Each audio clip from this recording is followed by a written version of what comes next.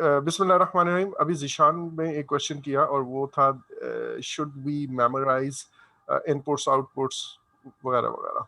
अच्छा, पहली बात तो ये कि कुछ इनपुट्स आउटपुट्स ऐसे हैं जो इंतहाई मतलब यूनिक किस्म के हैं। फॉर एग्जांपल कंट्रोल क्वालिटी, अभी हमने रिसेंटली पढ़ा, तो कंट्रोल क्वालिटी के अंदर एक बड़ा डिलीवरेबल हमारा जाता है जिसको आपने चेक करना है, and that deliverable is an input. अब वो जो डिलीवरेबल बन के आया, आपने उसी को तो ज़ाहिर है चेक करना है।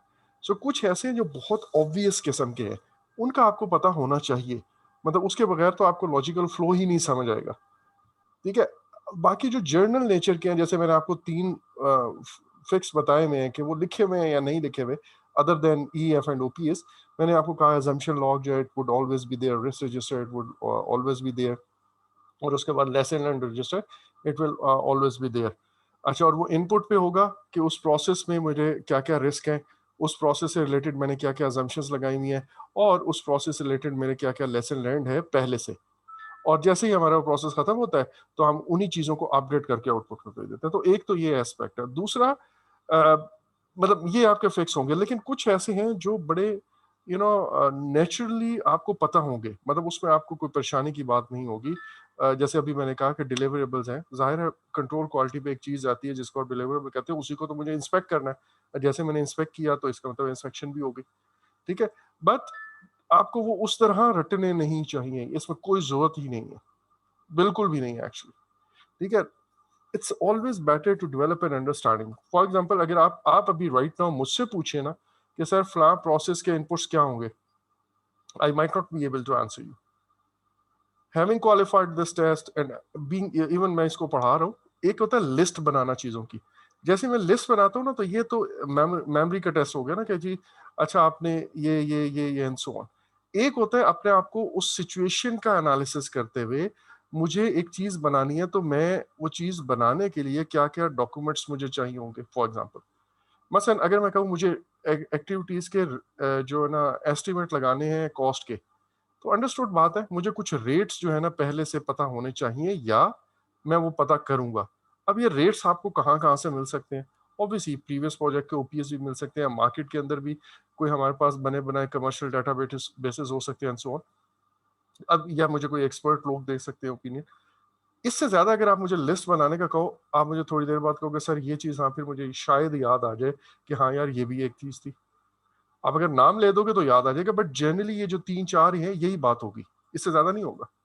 ठीक है, तो इतनी अंडरस्टैंडिंग, लॉजिकल अंडरस्टैंडिंग आपके माइंड में जरूर होनी चाहिए, इससे ज्यादा की जरूरत नहीं है आपको। अच्छा, दूसरी बात, अभी आप जब मैं आपको, जैसे ये कोर्स वर्क खत्म होगा ना हमारा एक तरह से ये theoretical part, I will give you actually a week or so, 5 से 10 दिन आप कह लें, जिसमें I would like you to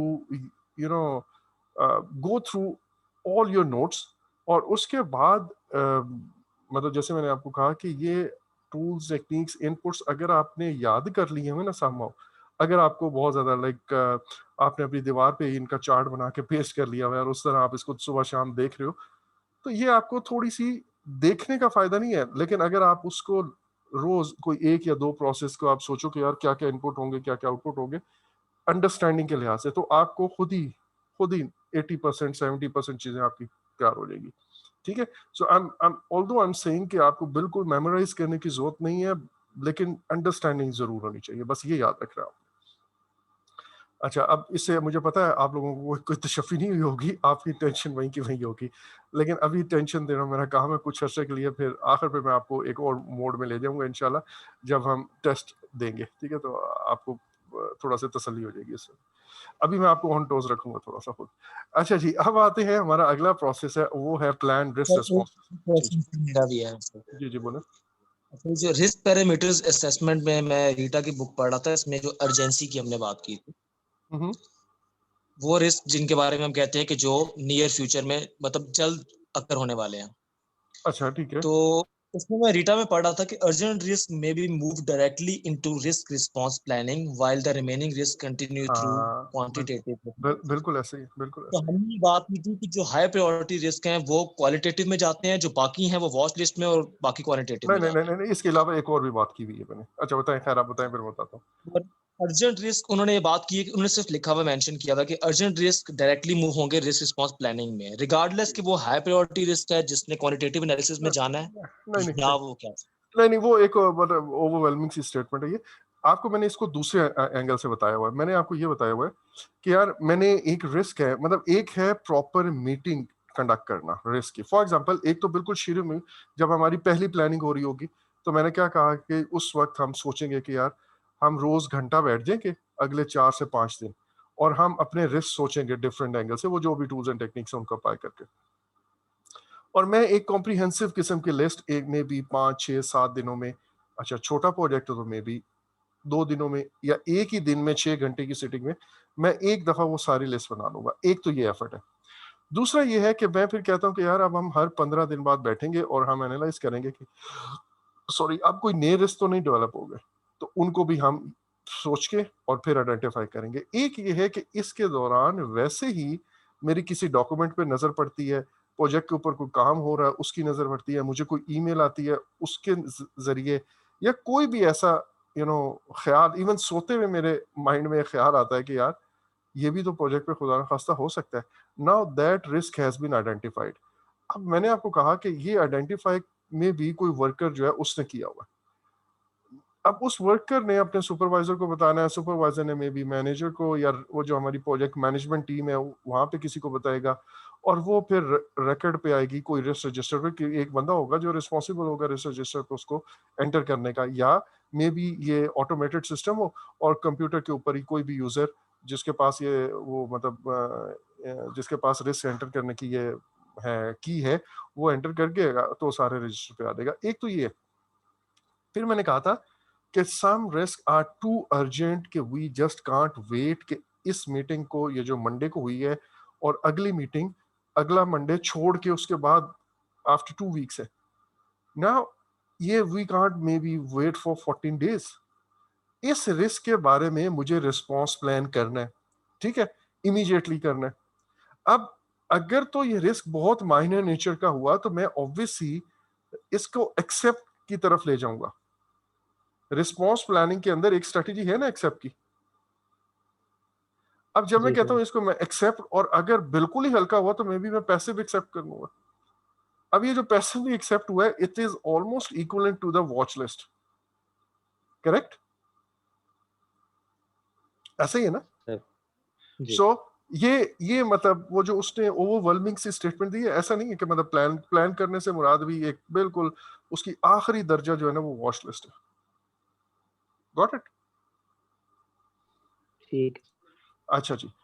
सो हम अब उस स्टेज पे आ गए हुए हैं कि हमने रिस्क आइडेंटिफाई किया, हाई प्रायोरिटी रिस्क जो है वो हमने चेक कर लिए हमें, और we would obviously we will plan for this. हम हाई प्रायोरिटी और अगर कोई मीडियम प्रायोरिटी लेवल भी है तो उसका भी रिस्पॉन्स प्लान करेंगे। रिस्पॉन्स प्लानिंग के बारे में मैंने आपको बिल्कुल एक कॉम्प्रिहेंसिव इंफॉर्मेशन, या आप यानी कि उसका फ्लो बिल्कुल पहले लेक्चर में रिस्पॉन्स जब हमने स्टार्ट की थी तब दे दिया था। बेसिकली हम रिस्पॉन्स प्लानिंग के अंदर जो है ना एक तो स्ट्रेटजीज करेंगे, और वो स्ट्रेटजीज हम पढ़ेंगे। हमारे पास 5 जो है वो थ्रेट्स को यानी कि नेगेटिव रिस्क को डील करने की स्ट्रेटजीज हैं। 5 हमारे पास पॉजिटिव रिस्क हैं उनको डील करने की स्ट्रेटजीज हैं। इसके अलावा कॉन्टीजेंसी रिजर्व्स वगैरह की एक बात हम करेंगे। देन हम ओवरऑल जो प्रोजेक्ट रिस्क है, ये सब ये दोनों है ना इंडिविजुअल रिस्क की, नेगेटिव पॉजिटिव हो चाहे थ्रेट हो चाहे अपॉर्चुनिटीज हो, उनको डील करने की स्ट्रेटजीज हैं। लेकिन उसके अलावा ओवरऑल रिस्क को डील करने की भी स्ट्रेटजीज हैं, विच इज लकीली यही स्ट्रेटजीज जो इंडिविजुअल रिस्क की है वही ओवरऑल रिस्क की है, सिर्फ स्कोप चेंज हो रहा है, ठीक है, and will talk about that. अच्छा, तो हम स्ट्रेटजीज और फिर उसका जो स्पेसिफिक एक्शन है, मसलन अवॉइड करना है, अवॉइड इज अ स्ट्रेटजी, तो अवॉइड कैसे करना है। इसी तरह मिटिगेट है, तो mitigate is a strategy, but mitigate कैसे करेंगे। ट्रांसफर है, transfer is a strategy, but उसका स्पेसिफिक एक्शन क्या हम ट्रांसफर कैसे करेंगे। देन उन एक्शंस के ज़ाहिर है मेरे पास मल्टीपल ऑप्शंस हो सकती हैं कि यार मैं इस तरह भी कर सकता हूँ, इस तरह भी कर सकता हूँ, ये भी कर सकता हूँ। उनके बारे में ऑल्टरनेटिव एनालिसिस करके हम कोई एक अच्छा सा बेहतरीन प्लान, जब मैं अच्छा सा और बेहतरीन कह रहा हूँ इसका मतलब है मोस्ट कॉस्ट इफेक्टिव में भी, मोस्ट एफिशिएंट में भी, मोस्ट इजी टू डू में भी, जिसका बेनिफिट सबसे ज़्यादा है, वो जो बाकी प्रोजेक्ट ऑब्जेक्टिव्स को हिट नहीं करता, इस तरह का कोई उसका आप कह लें कि बेनिफिट एनालिसिस हम करेंगे, कॉस्ट बेनिफिट एनालिसिस, और उसके नतीजे में हम एक रिस्पॉन्स प्लान पाएंगे। लेकिन उस रिस्पॉन्स पे फिर एग्रीमेंट होना चाहिए, खसूसी तौर पे जिनको आप जिम्मेदार बनाएंगे, जो आप रिस्क रिस्पॉन्स ओनर होंगे, उनका इस पे एग्री करना जरूरी है कि yes I agree to this and I will do this thing. वरना आप सिर्फ ये ना हो यार मैंने तुम्हें बता दिया था, और वो जिसने कहा यार मैंने आपको आगे से कहा था कि ये नहीं होना चाहिए, ऐसी कहानियां प्रोजेक्ट के ऊपर नहीं चलती हैं। ठीक है जी। अच्छा, नाउ क्वांटिटेटिव रिस्क, जब हम क्वालिटेटिव रिस्क एनालिसिस करते हैं तो डायरेक्टली भी आप रिस्पांस प्लानिंग की तरफ आ जाते हैं, या फिर आप जब क्वांटिटेटिव रिस्क एनालिसिस करते हैं तो फिर उसके बाद हम इसको परफॉर्म करते हैं। अच्छा, सो ये तो है एक general overview, and now I will be very quick. बहुत सारी बातें हमने कवर की हुई हैं, बट जो की पॉइंट्स हैं that I would like to revise कह लें आप एक तरह से, इसका मेजर काम हमने किया हुआ है।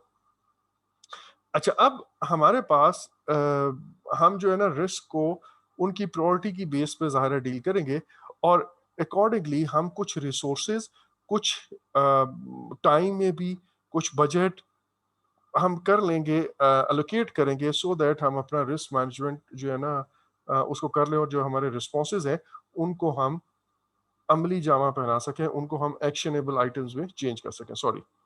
अच्छा, अब ये जो कैलकुलेशन है उसकी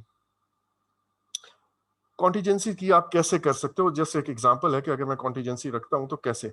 अगेन मैंने आपको कल एक रूल बताया था कि जहां पे भी ये प्रोबेबिलिटी और इसकी केस आता है, चाहे क्वालिटेटिव रिस्क एनालिसिस हो रहा हो, चाहे आपने कल एक एक्सपेक्टेड मॉनेटरी वैल्यू की एक टर्म पढ़ी थी वो हो, आपने प्रोबेबिलिटी को इम्पैक्ट से मल्टीप्लाई करना है। कुछ समझ ना आ रही हो तो इस फॉर्मूला को याद रखिएगा।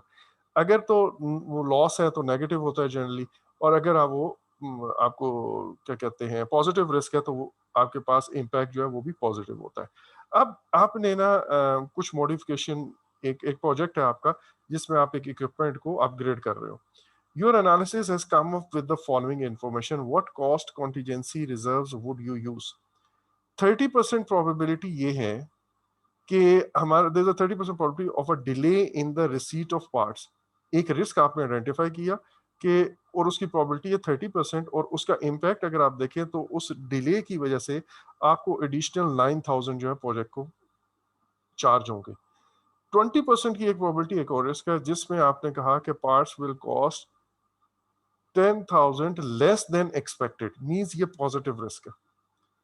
आप जितना सोचे उससे 10,000 की सेविंग हो जाएगी। देन 25% प्रोबेबिलिटी है कि दो parts will not fit together, वो उनका आपस में जैसे साइज जो है वो डिफरेंट हो जाएगा, आपस में फिटिंग नहीं होगी, उसकी वजह से आपको दोबारा से मे बी कोई फ्रेम बनाना पड़े, स्ट्रक्चर बनाना पड़े ताकि चीज़ें फिट इन हो, और आपको एक्स्ट्रा 3500 लगेगा। देन 35 है कि अपग्रेडेशन वर्क में बी सिंपलर देन एक्सपेक्टेड, और उस ये मतलब अगेन आपकी अपॉर्चुनिटी है, पॉजिटिव रिस्क है जिसकी वजह से आप 2500 सेव कर लोगे। देन 5% प्रोबेबिलिटी है कि ऑफ अ डिजाइन डिफेक्ट जिसकी वजह से आपको रीवर्क करना पड़ेगा वो जो आपने शुरू में एक डिजाइन में एरर कर दिया। तो मैं कितनी कॉन्टीजेंसी रखूंगा इसके लिए? अब आपके सामने ये सारे रिस्क आगे हुए हैं।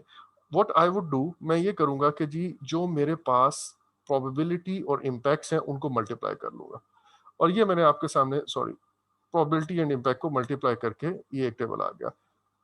सो किधर गया भाई ये? 30 प्रोबेबिलिटी है, दैट मींस 0.3 मल्टीप्लाइड बाय 9,000, और ये मेरे पास 2700 आ गया। इस तरह ये 2000 आ गया, ये 875, ये 75। अब इसमें जो तो है ना नेगेटिव रिस्क, वो बेसिकली नेगेटिव वैल्यूज है, -2700। उसके बाद two parts will not fit together, ये भी एक negative risk and so on. तो मैं क्या करूंगा, जो नेगेटिव वैल्यूज हैं उन सबको इकट्ठा कर लूंगा, ठीक है जी, और जो पॉजिटिव हैं उनको अलग से कर लूंगा। अब ये जो हमारे पास है ब्लू कलर में, अब आपके सामने तीन आए हैं, ये तीनों नेगेटिव है।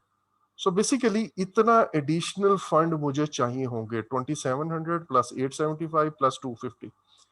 लेकिन ये 250 है गालबन, सॉरी अगर ये 2500 इसको चेक कर लीजिएगा, कॉमा गलत जगह पे लगा हुआ है। अच्छा, उसके बाद जो मेरे पास अपॉर्चुनिटीज की वजह से जो सेविंग होगी, दैट मीन्स वो मेरी ओरिजिनल कॉस्ट ऐसी में से कम जाएगा, तो मैं उसको अलग से ऐड कर लेता हूँ, और फिर इन दोनों का मैं डिफरेंस देख लेता हूँ। अगर तो सेविंग वाले ज्यादा हैं तो फिर में भी मुझे कोई एडिशनल कॉस्ट चाहिए ही ना हो, एडिशनल रिजर्व्स नहीं चाहिए होंगे। लेकिन अगर ऑब्वियसली यहाँ पे मेरे पास ये चीज ज्यादा है, नेगेटिव रिस्क ही ज्यादा है, तो मैं कहूंगा कि ओके 2700 प्लस 875 प्लस 750 माइनस ये दो वैल्यूज कर दूंगा, 875 एंड सॉरी -2000 एंड -750। तो टोटल मेरे पास एक्स्ट्रा जो कॉन्टीजेंसी रिजर्व मुझे चाहिए वो 1075 चाहिए। तो ये हम प्लान रिस्क रिस्पॉन्सेज के नतीजे में जो मैंने प्लान्स बताएंगे बनाए हैं उनके नतीजे में हमारे पास ये इतनी मुझे कॉन्टीजेंसी चाहिए। अगेन एक चीज याद रखिएगा, कॉन्टीजेंसी हम किस वक्त यूज कर रहे हैं, कॉन्टीजेंसी प्लान्स हम, चले मैं आपको बल्कि थोड़ी देर में आगे बताता हूँ कि कॉन्टीजेंसी हम रिजर्व प्लान्स जो है ना रिजर्व किस वक्त रखते हैं। अच्छा, अगर मैं यहाँ पे हूँ एक्टिविटी के मेरे पास यहाँ पे एस्टिमेट है 25 एंड लेट्स से ये डिफरेंट एक्टिविटीज है इस वर्क पैकेज की यहाँ से यहाँ तक। उसके बाद इसी तरह अगले वर्क पैकेज की कुछ एक्टिविटीज होंगी, इस तरह इस वर्क पैकेज की होंगी एंड सो ऑन। फिर मैं कहता हूँ ये 2-3 वर्क पैकेज मिलके ये एक कंट्रोल अकाउंट बनाते हैं, इसका कोई एस्टिमेट होगा। इसी तरह कुछ और वर्क पैकेज मिलके ये कंट्रोल अकाउंट बनाता है और कुछ और होते हैं। फिर कंट्रोल अकाउंट्स के एस्टिमेट को हम ऐड करते हैं तो ये मेरे पास प्रोजेक्ट का एस्टिमेट आ गया। एंड देन मैं इसके अंदर कॉन्टीजेंसी रिजर्व जो अभी हमने पिछले स्लाइड में जैसे कैलकुलेट किया था उस तरह कैलकुलेट करके अपने इन एस्टिमेट के अंदर ये कॉन्टीजेंसी रिजर्व ऐड करूंगा तो ये मेरे पास कॉस्ट बेस लाइन बन जाएगी। और उसके अंदर जब मैं मैनेजमेंट रिजर्व ऐड करूंगा तो फिर मेरे पास कॉस्ट बजट या प्रोजेक्ट का ये बजट आ जाएगा। ये हमने कॉस्ट वाले नॉलेज एरिया में भी इसकी एग्जांपल देखी थी। सॉरी। अच्छा, कुछ और कॉन्सेप्ट्स हैं बिफोर आई मूव फॉरवर्ड, वो मैं आपको बताना चाहूंगा। एक है सेकेंडरी रिस्क और एक चीज होती है रेजिडुअल रिस्क। सेकेंडरी रिस्क एक ऐसी चीज है जो ओरिजिनली आपके प्रोजेक्ट पे ये रिस्क एग्जिस्ट नहीं करता, लेकिन जैसे ही आप कोई रिस्क रिस्पॉन्स प्लान बनाते हैं तो उस प्लान की वजह से एक नया रिस्क जन्म लेता है, उसको हम कहते हैं सेकेंडरी रिस्क। दैट मींस ये ओरिजिनली आपके प्रोजेक्ट पे नहीं करता। फॉर एग्जांपल मैंने अपना एक लेट्स से माइलस्टोन पार्टी है, उस माइलस्टोन पार्टी के ऊपर मुझे जनरेटर चाहिए। अब ये जनरेटर चाहिए और जनरेटर का जैसे ही मैंने रिस्पॉन्स सोचा, सॉरी मुझे मुझे रिस्क ये था कि इलेक्ट्रिसिटी ट्रिप करेगी और उस इलेक्ट्रिसिटी ट्रिप करने का जो मैंने रिस्पॉन्स प्लान बनाया वो ये बनाया कि वहां पे हम जनरेटर रख लेते हैं। लेकिन एक रिस्क जैसे जनरेटर रखा तो एक नया रिस्क जन्म लिया और वो कि जनरेटर ना चला तो, या जनरेटर का फ्यूल ना खत्म हो गया, बिजली लंबे अरसे तक चली गई और फ्यूल काफी ना हुआ तो क्या है। तो अब ये ओरिजिनल रिस्क नहीं था, लेकिन जैसे हमने रिस्पॉन्स प्लान किया तो इस रिस्पॉन्स प्लान ने इस रिस्क को ओरिजिनेट किया और इसको हम सेकेंडरी रिस्क कहते हैं। रेजिडुअल रिस्क वो हिस्सा है रिस्क का जिसको हम खुद इंटेंशनली हम कहते हैं हम इसको एज इट इज एक्सेप्ट कर रहे हैं, हम इसको छेड़ नहीं रहे। 100% किसी रिस्क को ना तो करना हमारा खत्म करना मकसद होता है और ना ही ये फिजिबल होता है। एक एग्जांपल मैं अभी देता हूँ, दूसरी एग्जांपल मैं आपको अगली स्लाइड पे दिखाऊंगा। एक एग्जांपल ये है कि जी जैसे मैंने आपको कहा कि मैंने एक इवेंट पार्टी कंडक्ट करनी है और रेन का एक रिस्क है और उसको हम कहते हैं कि यार अगर बारिश हुई तो हम ऑडिटोरियम में चले जाएंगे। अब क्या ऑडिटोरियम में जाने से 100% आपका रिस्क अवॉइड हो गया? Obviously no. कुछ रिस्क अभी भी है कि इस ऑडिटोरियम में यहाँ पे मेन एंट्रेंस है या पार्किंग लॉट है, पार्किंग लॉट से ऑडिटोरियम जाने तक भी तो गेस्ट फिर भी भीगेंगे। तो इतना हिस्सा में भी मैं इसको एक्सेप्ट कर लेता हूँ। ये जो रिस्क है जिसको आपका रिस्पॉन्स एक्शन बनाने के बाद भी जो बच जाता है, ये रिस्क ओरिजिनली भी वहीं पे था, इसकी तरह नहीं था सेकेंडरी रिस्क की तरह। ये रिस्क ओरिजिनली था लेकिन हम उस रिस्क का 100% हिस्सा कवर नहीं कर रहे। हमारा रिस्पॉन्स प्लान कुछ हिस्सा कवर करता है और बाकी हम कहते हैं कि इसको हम एक्सेप्ट कर लेते हैं। इस रिस्क को हम कहते हैं जो बचा कुचा रिस्क है, that is known as residual risk. ठीक है जी। अच्छा, अब इन दोनों रिस्क का ट्रीटमेंट क्या है, इसको हम करेंगे क्या?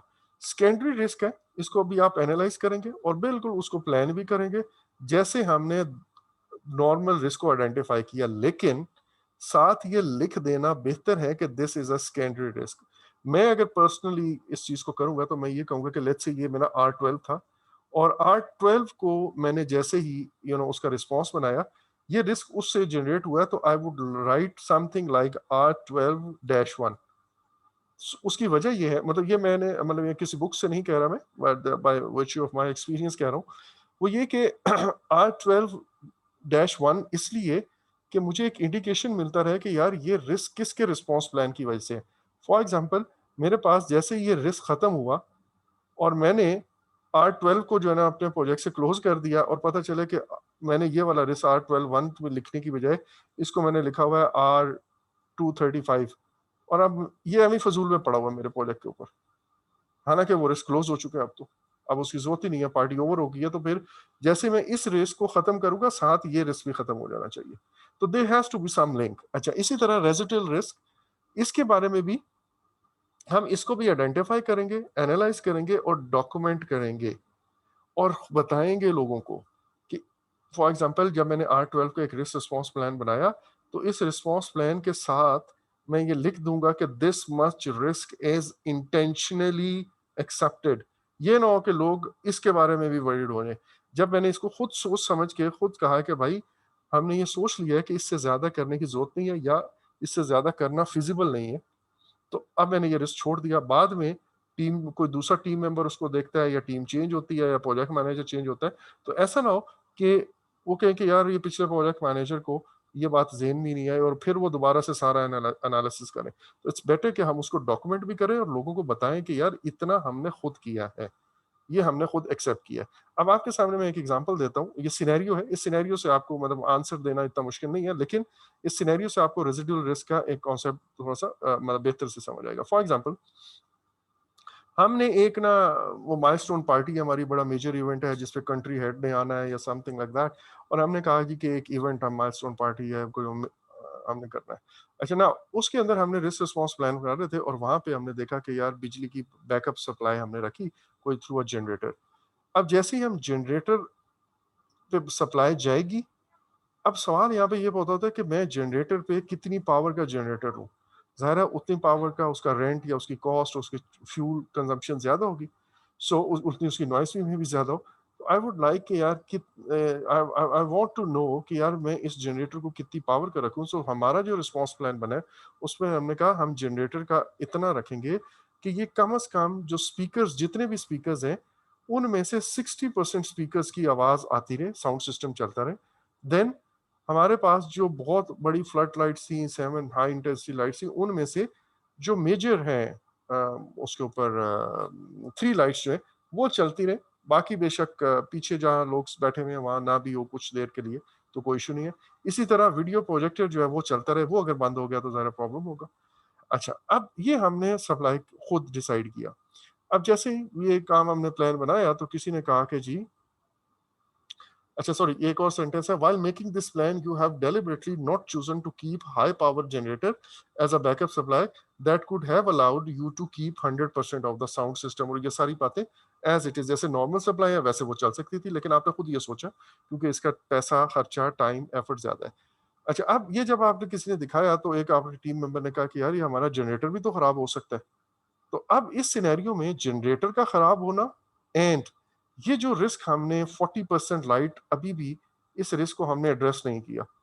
60% रिस्क को तो हमने कर लिया, स्पीकर 60% चल रहे हैं, 40% को हमने खुद एक्सेप्ट कर लिया हुआ है।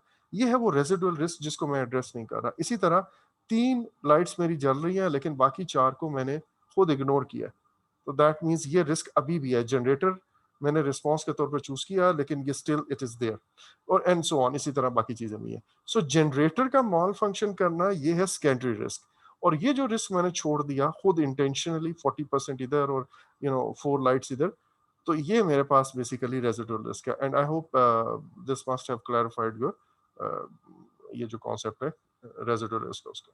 अच्छा, देन रिस्पॉन्स सिलेक्शन जो है ना, वो कौन से वाला रिस्पॉन्स होगा। बहुत सारे रिस्पॉन्सेज हमारे पास आएंगे लेकिन हमने द बेस्ट करना है। डिफरेंट स्ट्रैटेजीज, डिफरेंट एक्शंस आप सोच के, और फिर वो रिस्क जैसा भी मैं थोड़ी देर पहले कह रहा था कि मोस्ट कॉस्ट इफेक्टिव हो, जिसको करना आसान हो, रियलिस्टिक हो, टाइम कम लगे, एफर्ट कम लगे, दूसरे प्रोजेक्ट ऑब्जेक्टिव्स इफेक्ट ना हो, वो वाला रिस्पॉन्स आपने चूज करना है। और ये रिस्पॉन्स बनाता कौन है? वो जो नॉमिनेटेड रिस्क ऑनर था ये वो बनाएगा, क्योंकि उसी की फील्ड का है। जैसे मैंने आपको कहा था आईटी से रिलेटेड रिस्क है, तो उसका रिस्पॉन्स भी वही रिस्क ऑनर बनाएगा। उसी को पता है कि भाई आईटी से रिलेटेड इन चीजों को कैसे डील किया जाता है। लेकिन you have to choose the best strategy.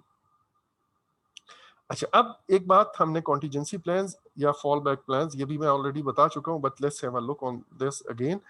Fall back sorry contingency plan वो होता है कि जब मैंने कुछ रिस्क को कहा कि यार इन रिस्क को मैं अवॉइड करूंगा 100%, मैं नेगेटिव रिस्क की बात करता हूँ, same goes for positive risk. मैंने कहा जी कि अवॉइड मैंने इसको करना है और मैं उसके लिए कुछ एक्शंस लेता हूँ। इसी तरह कुछ रिस्क मेरे ऐसे होंगे जिनको मैं कहता हूँ यार इनको मिटिगेट करो। मिटिगेट का मतलब ये है कि उनकी प्रोबेबिलिटी कम कर दो या उनका इम्पैक्ट कम कर दो या दोनों कम कर दो। ये एग्जांपल्स के साथ मैंने आपको पहले लेक्चर में शायद बताया हुआ है। अच्छा, उसके बाद तीसरा है, मैं कहता हूँ उस रिस्क को ट्रांसफर कर दो। और ये सब काम जो है ना, ये अनकंडीशनली मैं प्रोएक्टिवली डिसीजंस लेता हूँ कि यार अपनी एक एक्टिविटी को एक हफ्ता पीछे शिफ्ट कर लो। तो अब मैंने वेट नहीं किया कि जब प्रोजेक्ट शुरू होगा तो फिर एक्टिविटी पीछे करेंगे। मैंने अपने प्रोजेक्ट का स्केड्यूल बेसलाइन या स्केड्यूल खुद ही चेंज कर लिया, दैट्स इट। इसी तरह मैंने मिटिगेट करना है या मैंने ट्रांसफर करना है, तो मैं पहले ही कह देता हूँ कि यार इस काम को हम खुद नहीं करेंगे, इसको आउटसोर्स करना है। मैंने अपना डब्ल्यूबीएस और जो अपना प्रोक्योरमेंट मैनेजमेंट प्लान है उसके अंदर चेंजेस कर ली। आई डिडंट वेट कि यार रिस्क अगर करेगा तो फिर मैं करूंगा। लेकिन कुछ रिस्क ऐसे होते हैं जिनके बारे में यू से कि यार अगर ये रिस्क अगर करेंगे ना तो फिर मैं कुछ एक्शन लूंगा। अब वो जो मैंने एक्शन डिसाइड किए हुए हैं कि यार अगर ये कुछ हुआ तो फिर करूंगा, इस स्ट्रैटेजी को इन जनरल हम कहते हैं एक्सेप्ट। और एक्सेप्ट के अंदर भी अगर मैं इस तरह के एक्शंस आइडेंटिफाई कर रहा हूं तो उसको हम कहते हैं कि एक्टिव एक्सेप्टेंस है। अब ये जो एक्शंस मैंने एक्टिव एक्सेप्टेंस के तौर पे किए हैं, दैट मीन्स कि अगर रिस्क अकर करेगा, इस रिस्क को मैं अभी कुछ नहीं कर रहा, इस रिस्क को मैं एक्सेप्ट करता हूँ, but if that risk occurs तो मैं ये प्लान एग्जीक्यूट कर दूंगा। अब ये जो प्लान मैंने बोला, इसको हम कहते हैं कि ये मैंने कॉन्टीजेंसी प्लान बनाया। इस प्लान को एक्चुअली एड्रेस करने के लिए या इस प्लान को एग्जीक्यूट करने के लिए मुझे कुछ रिजर्व्स चाहिए, जिनको हम कॉन्टीजेंसी रिजर्व्स कहते हैं। अच्छा, अब एक तो ये बात होगी। दूसरा, एक और भी एक्सेप्टेंस होती है कि पैसिव होती है, जिसके बारे में मैं ये कहता हूँ कि यार I will see when it happens. उससे पहले मैं अभी कुछ नहीं प्लान बनाना चाह रहा, तो जब वो होगा फिर देखी जाएगी। फॉल बैक प्लान एक एडिशनल प्लान हो सकता है। अच्छा, अब ये फॉल बैक प्लान जनरली आपको पिमबॉक के अंदर नहीं आएगा एंड एग्जाम के पर्सपेक्टिव में कम है, लेकिन रीडर के अंदर क्योंकि लिखा हुआ है तो आई वांट जस्ट वांट कि इसके बारे में क्लैरिटी हो।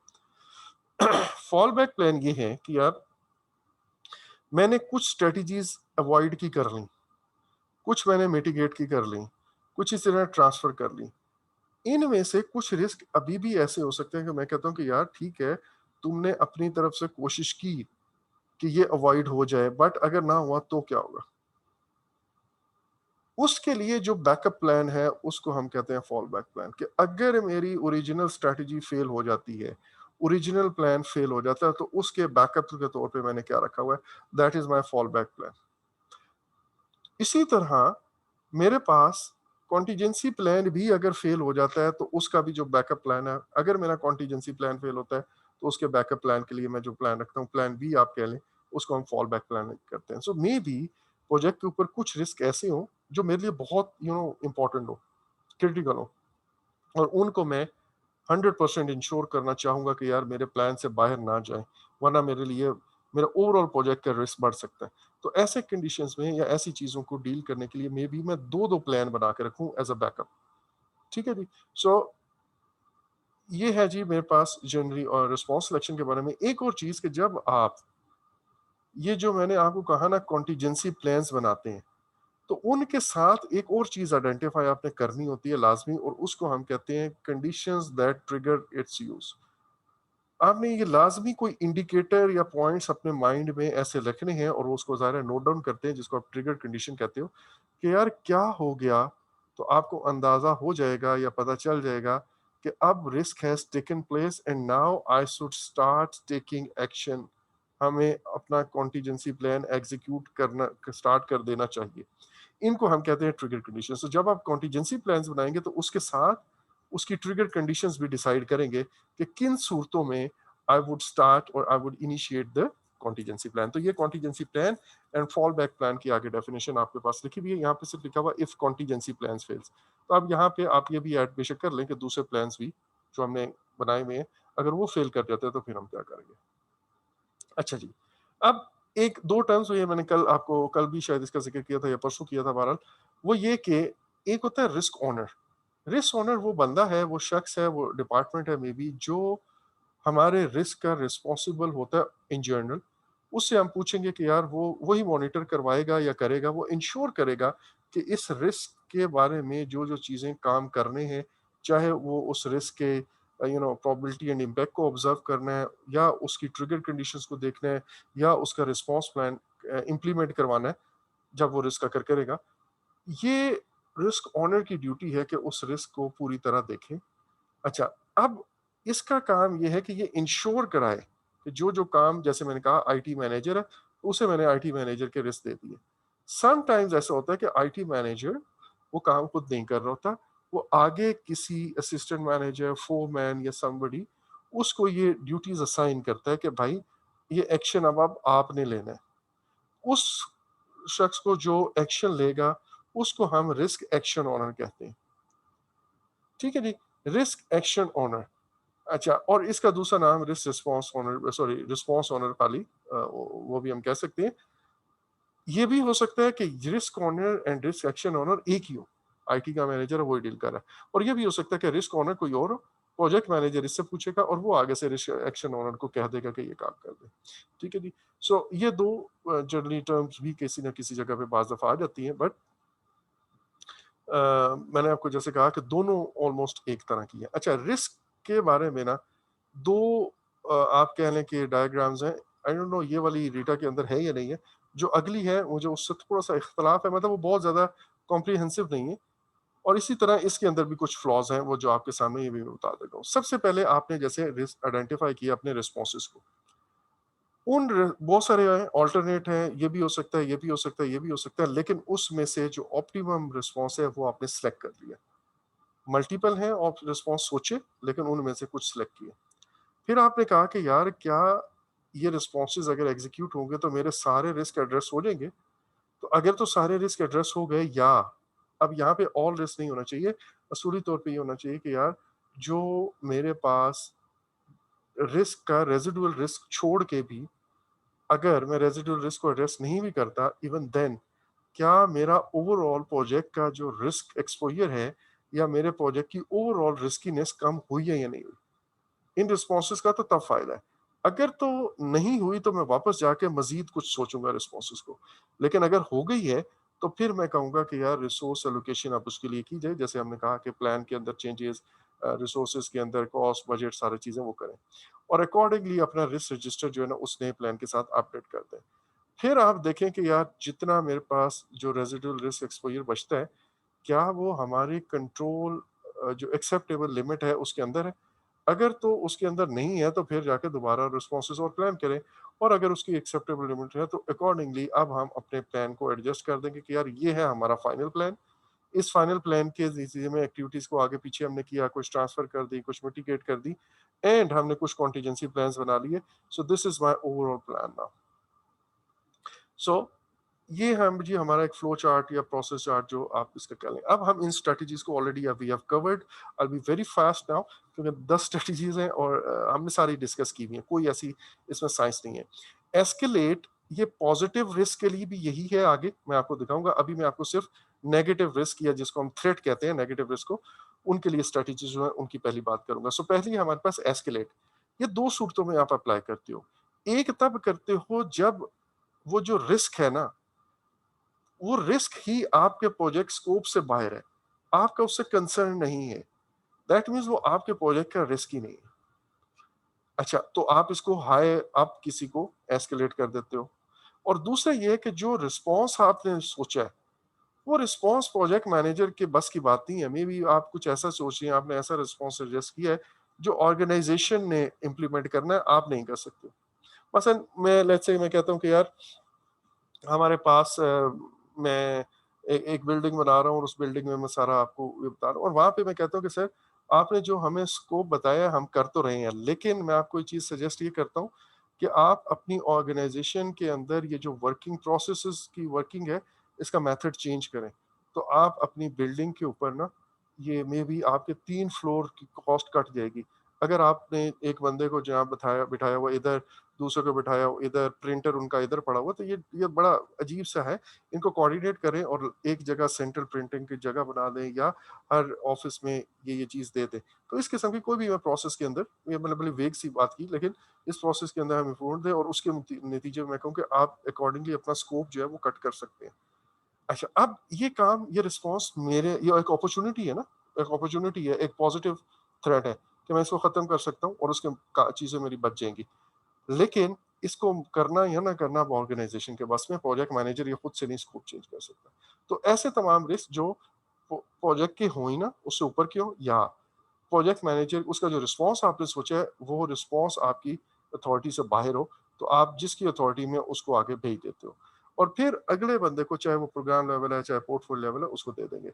अच्छा, नेक्स्ट, जिसको आप ये रिस्क हैंडओवर कर रहे हो उसका इस बात पे एग्री करना लाजमी है कि यस ओके आप ठीक कह रहे हैं, अब आप बड़ी जिम्मे, I will look into this now.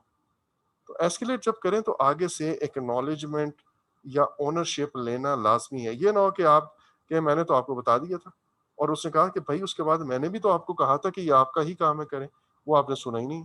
तो इस किस्म की चीज को अवॉइड करने के लिए आपने लाजमी देखना है कि यार एस्केलेटेड, जब आप को आगे से मुझे एक्नॉलेजमेंट मिले। एस्केलेटेड रिस्क जो है ना उसको फिर फर्दर प्रोजेक्ट मैनेजर का काम नहीं है कि वो उसको मॉनिटर करे, अनलेस के वो घूम फिर के वापस टॉप मैनेजमेंट इन्हीं के हवाले कर देती है। उसके अलावा फिर उसके बाद ये इस चीज से बरी जिम्मे हो जाते हैं। अगर आपको याद हो कि हमने वो मिस हेरा वाली एग्जांपल की थी जिसमें वो एक कोई ड्राइव चला रहे थे जिसके अंदर एंटी इंक्रोचमेंट ड्राइव चल रही थी वगैरह वगैरह, और उसमें हमने कहा था कि वो इलेक्शन हारने का एक चांस है।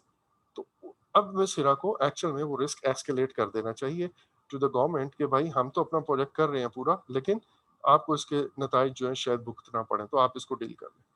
अच्छा, अब रिस्क को जो एस्केलेट करने का है ना, डिफरेंट लेवल्स, उसका आप एक डायग्राम अपने माइंड में रख सकते हैं।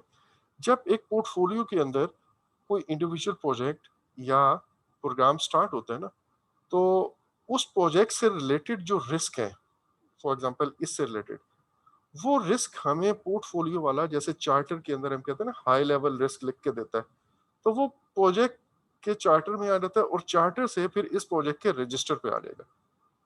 प्रोजेक्ट के रजिस्टर पे ये प्रोजेक्ट का रिस्क आ जाएगा। अच्छा, मैं अगर इधर देखूं ये प्रोग्राम में, तो पोर्टफोलियो रिस्क का अपना एक रिस्क रजिस्टर होता है जो पोर्टफोलियो लेवल पे रिस्क को देख रहा है। वो रिस्क रजिस्टर आगे ट्रांसफर करता है जो कि पोर्टफोलियो रिस्क इंडिकेटर्स हैं जो प्रोग्राम को आगे ट्रांसफर करने हैं, तो वो प्रोग्राम लेवल पे रिस्क रजिस्टर में जाते हैं। इसी तरह जो हाई लेवल रिस्क प्रोग्राम के होते हैं वो प्रोजेक्ट किसी स्पेसिफिक प्रोजेक्ट से रिलेटेड है, तो वहां पे वो प्रोजेक्ट रिस्क रजिस्टर पर चले जाते हैं। एंड इसी तरह नीचे से ऊपर भी जाते हैं, जो रिस्क ऊपर वाले लेवल के हैं उनको आप नीचे से एस्केलेट कर देते हो प्रोग्राम लेवल पे। अगर वो प्रोग्राम लेवल के ठीक है, नहीं तो ऊपर एस्केलेट हो जाएंगे टू द पोर्टफोलियो लेवल। और ज़ाहिर है पोर्टफोलियो के अंदर प्रोग्राम भी होते हैं और इंडिपेंडेंट प्रोजेक्ट भी होते हैं, और डायरेक्टली ये प्रोजेक्ट भी यहाँ से रिस्क एस्केलेट कर सकता है अपने पोर्टफोलियो को। सो ये है एक जनरल फ्लो, आपके माइंड में हो तो अच्छा है, आपकी अंडरस्टैंडिंग बनी रहेगी। अच्छा, अगली स्ट्रेटजी है थ्रेट की। एंड थ्रेट का मतलब यह है कि हम अपने रिस्क को होने से ही बिल्कुल रिस्क को खत्म कर देते हैं, या अपने प्रोजेक्ट को 100% कॉर्डन ऑफ कर देते हैं, बिल्कुल उसे आइसोलेट कर देते हैं रिस्क के इफेक्ट को। अपने प्रोजेक्ट को 100% बचा लेते हैं, रिस्क को या तो खत्म कर दें या फिर अपने प्रोजेक्ट को उसके इफेक्ट से पूरी तरह बचा लें। अच्छा, इसको हम कहते हैं अवॉइड, और ये ज़ाहिर है जहाँ पे मेरे लिए बहुत ज़्यादा ज़रूरी है, बहुत सीवियर किसी का नेगेटिव इम्पैक्ट हो, आई वुड नेवर लाइक कि यार इसको ये मेरे गले पड़े। और बाज़ दफ़ा ये भी होता है कि यार प्रोजेक्ट छोटा सा एक्शन लेके अगर आप किसी छोटे से छोटे रिस्क को भी अवॉइड कर सकते हो तो यू जस्ट डू इट। एक दिन एक्टिविटी आगे या पीछे करने से अगर आपको और उससे कोई ज़्यादा फ़र्क नहीं पड़ता और आप 100% अवॉइड कर देते हो, तो तब भी आप कन्वीनियंस की वजह से कर लेते हो। अच्छा जी, उसके बाद ये है अवॉइड। उसके बाद हमने ट्रांसफर पढ़ा। ट्रांसफर के अंदर हम क्या कहते हैं कि अपने रिस्क की ओनरशिप किसी को शिफ्ट कर देते हैं। इसका मतलब ये है कि मैंने रिस्क की रिस्पॉन्सिबिलिटी किसी और पार्टी को दे दी है, लेकिन रिस्क अपनी जगह पे है मेरी, रिस्क खत्म नहीं हुआ। हमने किसी और को उसकी हैंडलिंग, उसकी मैनेजमेंट, रिस्क मैनेजमेंट किसी और के हवाले कर दी। फॉर एग्जांपल एक चीज़ है और उसको मैं ठीक नहीं कर सकता, तो मैं कहता हूँ कि यार अच्छा मैं खुद से शायद खराब कर दूँ। अब मैं कहता हूँ कि यार ये कोई और कर ले। अब जो दूसरी, मैं इसको आउटसोर्स कर दूँ, जो दूसरी कंपनी या ऑर्गेनाइजेशन या कॉन्ट्रैक्टर या सप्लायर इसको काम कर रहा होगा, ये रिस्क तो अपनी जगह उसका भी होगा कि यार वो खराब नहीं कर सकता, but now this person or this organization will deal with that possibility of risk. So हम अपने रिस्क को ट्रांसफर कर देते हैं, उसकी रिस्पॉन्सिबिलिटी किसी और के हवाले कर देते हैं। और इसकी सारी स्ट्रेटेजीज हमने पहले दिन पढ़ी हुई हैं डिटेल में। जैसे मैंने आपको कहा कि हम अपने प्रोजेक्ट के अंदर कुछ क्लॉजेज ऐसी ऐड कर सकते हैं। फॉर एग्जांपल जो उस दिन हमारे ग्रुप